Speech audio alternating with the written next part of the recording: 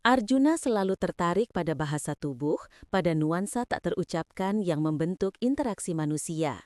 Sebagai seorang penulis muda yang bercita-cita tinggi, ia percaya bahwa cerita terbaik seringkali bersembunyi di balik isyarat-isyarat kecil di celah-celah antar kata. Di studio kreatif yang bising itu, di antara desing mesin cetak dan bisikan diskusi desain, perhatiannya seringkali terpaku pada Laras. Laras adalah seorang desainer grafis dengan rambut keriting yang selalu tampak berantakan secara artistik dan mata yang berbinar penuh ide. Ada sesuatu dalam dirinya yang menarik Arjuna, semacam energi yang tenang namun kuat. Ia sering mendapati dirinya mengamati Laras dari balik monitornya, mencoba membaca ekspresi dan gerak-geriknya. Ia ingin memahami Laras tidak hanya sebagai rekan kerja atau kenalan, tetapi sebagai sebuah misteri yang indah. Ia pernah mendengar celetukan-celetukan kasar tentang tanda-tanda ketertarikan, namun Arjuna ingin melihat lebih dari itu. Ia ingin memahami bahasa hati yang sesungguhnya. Tanda pertama yang mulai disadari Arjuna adalah intensitas tatapan Laras. Bukan tatapan yang menuntut atau agresif, melainkan tatapan yang lembut, yang sedikit lebih lama dari seharusnya. Seringkali ketika mereka berdiskusi tentang proyek desain atau sekedar berbagi cerita ringan saat makan siang, mata Laras akan bertemu dengan matanya.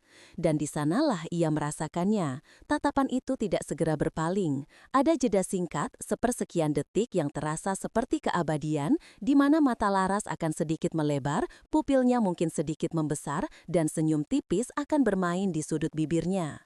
Itu bukan senyum formal, melainkan senyum yang seolah-olah berbagi rahasia, sebuah kehangatan yang merambat ke seluruh tubuh Arjuna. Suatu sore, saat mereka sedang meninjau tata letak brosur baru, Laras menunjuk sebuah elemen desain di layar Arjuna. Jari telunjuknya yang ramping melayang di dekat bahunya. Saat ia menjelaskan pilihannya, matanya sesekali melirik ke arah Arjuna, mencari persetujuan. Setiap kali pandangan mereka bertemu, Arjuna merasa seolah-olah ada arus listrik halus yang mengalir di antara mereka. Laras tidak menunduk, tidak menghindar. Ia membalas tatapannya dengan kelembutan yang memabukkan, seolah-olah mengundangnya untuk menyelam lebih dalam. Arjuna menyadari ada rona merah tipis yang muncul di pipi Laras, sebuah indikasi yang sangat halus, hampir tak terlihat. Namun bagi Arjuna, itu adalah sebuah mercusuar. Itu bukan sekedar tatapan ramah, itu adalah sebuah undangan, sebuah pengakuan tak terucap. Beberapa hari kemudian, saat proyek mereka semakin intensif, Arjuna mulai menyadari tanda kedua, perubahan dalam intonasi suara Laras dan kedekatan emosional yang ia ciptakan. Ketika Laras berbicara kepada orang lain di studio, suaranya terdengar jelas dan profesional. Namun ketika ia berbicara langsung kepada Arjuna, terutama saat mereka sendirian di ruangan atau saat bercakap-cakap di sudut studio yang lebih sepi, suaranya akan sedikit melunak. Ada nada yang lebih rendah, sedikit serak, yang membuat setiap kata terasa lebih intim, seolah-olah ia sedang berbisik-bisik. Suatu siang, mereka terjebak hujan deras di studio dan memutuskan untuk memesan makan siang. Sambil menunggu, mereka mulai bercerita tentang masa kecil masing-masing. Laras berbagi tentang mimpinya menjadi seorang penjelajah, tentang petualangan yang ia impikan. Suaranya terdengar begitu tulus, begitu terbuka. Arjuna merasa ia sedang melihat ke dalam jiwanya. Laras akan sering mencondongkan tubuhnya sedikit ke depan saat berbicara, mengurangi jarak fisik di antara mereka.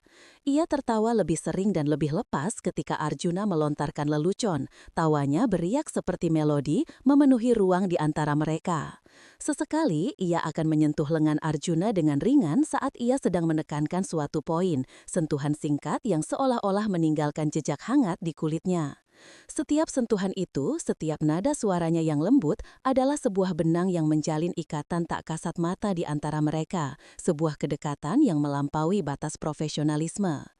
Arjuna mulai merasa pusing, bukan karena lelah, melainkan percampuran emosi yang manis dan membingungkan.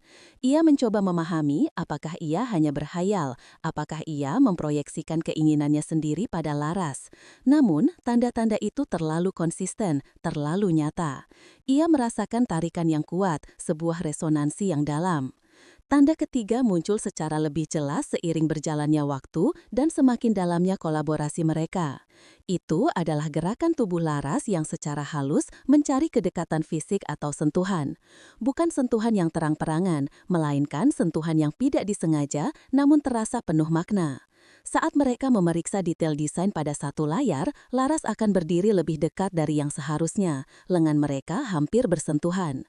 Ketika ia menyerahkan secangkir kopi, jari-jarinya akan menyentuh jari-jari Arjuna, sebuah sentuhan singkat yang meninggalkan sensasi geli.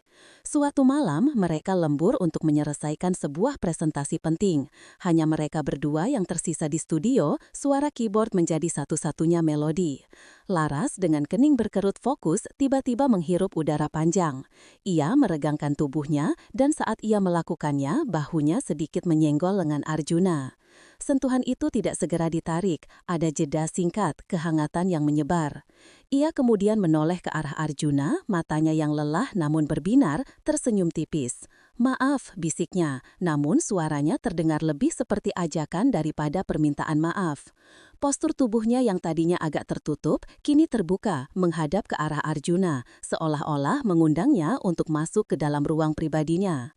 Aroma parfumnya yang lembut, perpaduan bunga dan sedikit musk, kini terasa lebih kuat, memabukkan indera Arjuna.